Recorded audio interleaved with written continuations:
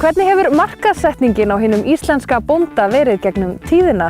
Í leiknu efni á Íslandi heill hellingur af íslenskum bændum.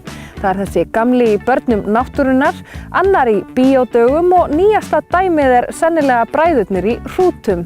En á toppnum yfir ímyndarsköpun íslensku bændastéttarinnar tróna nú samt þessir hér.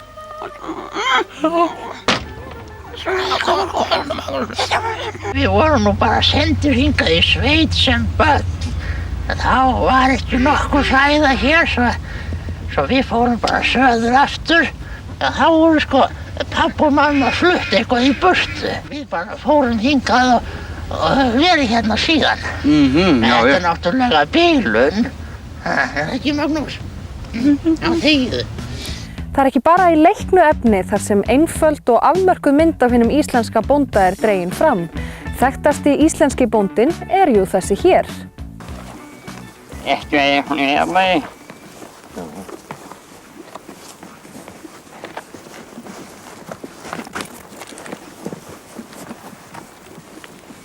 Ertu búinn að ná insúluhegi? Já. Það sé bara venna? Já. Já. Já, og með bílarum. Hefur þú aldrei verið með hest? Hefur þú aldrei verið með hest hérna? Jú, já, þú veist. Þú sérð ekki blöðin heldur? Nei, blöð, alveg. Já, maður kemur ekki eitt einasta blöð. Já, það var úti. Og það var ekki ræðin. Já, þetta bændirnir sem við þekkjum úr sjónvarpinu. En hvernig þetta í raun og veru? Það vill svo til að hinn íslenska bændastétt sennilega ein fjölbreyttasta stétt landsins og í þessum þáttum ætlum við að reyna að draga fram raunsanna mynd af henni. Það allavega alveg ljóst að Magnús og Eyjólfur endurspegla kannski ekki alveg raunveruleikann. En hvert þá andlit nútíma landbúnaðar?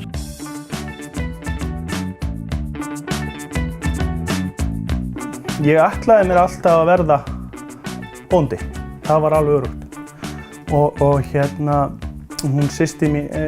Margrét systir mín sagði mér það að þegar ég var bara lítill, bara gutti, þá var ég alltaf að svara í símann hérna, heimasímann þegar hann hringdi. Og ég kynnti mig alltaf sem Jón bónda á Hóli. Og það var bara ákveðið að ég ætlaði að vera bóndi. Þegar ég kláraði fjölbraut þá fór ég og kláraði það sem kallaði óbundið val í skólanum upp á Hólum. Fór á hrossabrautinu þar og ég sem búfræðingur líka á hrossabraut á Hólum og í framhaldi af því fór ég að temja henni í Skagafirði. Tók eftir henni í Skagafirðinum. Þú hefur ekki snúið héðan síðan? Mjög lítið sko. Já, honum fyrst að fyndi líka. Pabbi minn fæddur 1928 og hann kannski, þessi kynslóð hans hefur kannski upplifað mestu breytingar í búskap.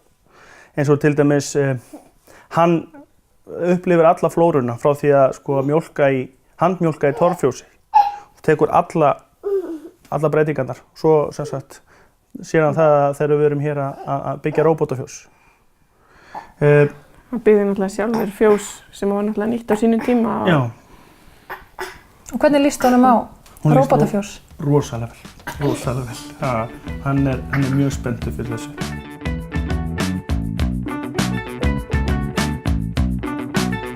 Talvan búin að taka náttúrulega við stórum hluta. Þetta orðið svona þægilegri vinna, en mannlegi þátturinn alltaf til staðar.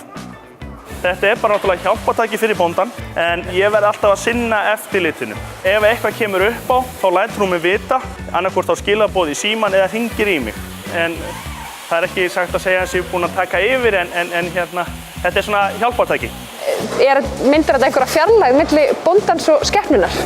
Ég myndi nú kannski ekki segja það, því að eftirliti náttúrulega, eins og ég ger á morgnana, ég náttúrulega athuga hvort það sé einhverja mismjaltir, einhverja kýr sem hafa ekki skilað sér. Ef að það þá þarf ég að sækja náttúrulega kýr og setja mjaltir. Og svo fer ég náttúrulega rölti ég hér fjósið, skef skít, athuga hvort það sé allt í lagi, allir sé heilbrigðir.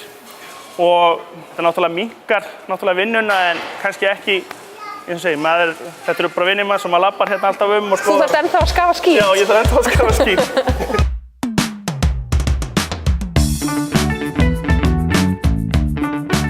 Hringrásin hér í fjósinu, þetta heitir fóðra fyrst.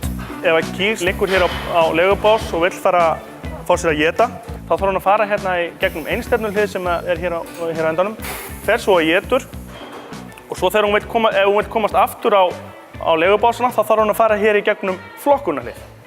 Þetta er 3-8 hlið sem þýðir það að hún flokkar í 3 áttir. Allar kýrnar hafa hálsband og á hálsbandinu eru 2 kubbar, stærri kubburinn. Hann er auðkenniskubbur sem auðkennir þær í hliðinu og gefur þeim heimild í mjaltir eða í kjattfóður. Þær hafa mjaltaheimild á 6,5 tíma fresti og ef þær hafa mjaltaheimild þá opnar hann hér inn á biðplásið. Ef þær hafa ekki mjaltaheimild þá opnar hann hér inn á fóðurplásið, kjattfóðurplásið, þá fóður kjattfóður þar og þegar það er hér nýmjólkaðar og þá koma þær hér út aftur úr robotunum og fara hérna gegnum flokkunarhliðið að þá opnar hann fyrir þær, að lokar hann báðum hliðum og opnar fyrir þær út. Við höfum hér steypt plan fyrir utan og útigerði. Pælingin er svo að þær mega að fara út hvenær sem er árunni eða bara gott veður. Og svo yfir sumarið þá opnum við bara gerðið og þá komast þær hér út á tún sem eru hér í kring. Þannig að þetta er allt alveg þaulskipulagt og sendir inn halsina þeim nemur allt hann í hliðinu? Já. En það er þarna gulur bursti sem að ég sé að er býsna vinsæll. Já. Hvað geturðu sagt mér hann? Þetta er vinsælasta tæki í fjósinu. Þetta er, kýrnar elska þetta, gjörsamlega. Þetta er græja sem þær standa í, þetta fer alveg frá höfði og aftur á halarót og þetta tímalaust eykur nitina, þetta er meiri vellíðan, þetta er snilda græja og þetta heldur þeim líka hreinum.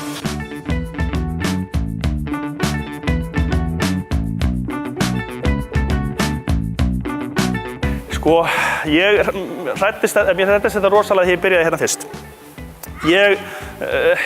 Þú þarft ekki mikla tölvukunnáttu. Það er frekar hitt að hafa kunnáttu með dýrin að fara, svoleiðis. En það þarf kannski ekki sérstaklega að vera sterkur. En tölvukunnátta eins og hjá mér þegar ég byrjaði hér, hún var alveg lágmark. En þetta náttúrulega fer rosalega vel með kýrnar. Og líka miklu betur með okkur. Vinnið aðstæðan er allt öðruvísi.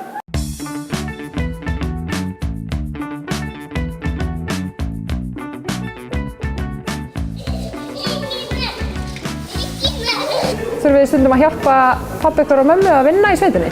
Já, mikið.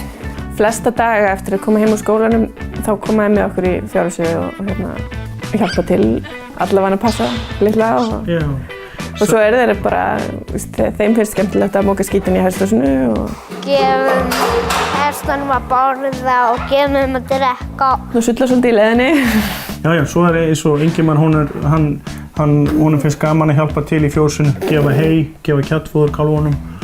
Ég er svona vannilega að koma svona einn í fjósið og sitja alltaf annað fyrir fram með róbotann og kíka alltaf hvað kýrnar eru og er alltaf mest að horfa á kýrnar. Og hann er mjög áhugasamur ef ég set eina kvígu saman við hópinn, mjólkurkýrnar, og hann veit ekki það, þá átt hann að sjá því eftir smá stund. Það er alltaf eitthvað að gera í sveitinu. Alltaf eitthvað að gera. Þetta er náttúrulega frábært fyrir börn að fá að alast upp í svona, kynnast dýrum og svo Bara virðingu fyrir þeim. Já, bara virðingu fyrir þeim og læra á náttúrunum líka. Þetta gengur allavega ágætlega, er það ekki? Já, ég samt ekki viss að ég myndi vilja mjólka alla kýrnar minna svona. Ekki? Heldurðu að þú haldið þig við róbotana? Ég held það. Mér líst svona betur á þetta. Það er svona pínu rómantík í þessu samt. Já, það væri kannski hægt að mjólka kannski svona 1-2 kýr en ég er núna með 50 og... Nei, ég ætla ekki að drekka þér mjólk. Ég er með 56 mjólkandi kýr núna. Ég er ekki viss að ég myndi vilja gera það eins og staðan er í dag að þá er að mjólkast svona 3 á sólarhring, 3-4 svona sólarhring. Ég var ekki til í að handmjólka Nei, ja, 50 eitthvað kýr, 3 sólarhring. Nei, þú myndir alltaf ekki gera mikið annað. Nei, svona, Já. með þessum 2 fingrum hér, svo togar svona mjög niður. Já, þessi bara virkaði ekkert speninn sem ég var með, sko.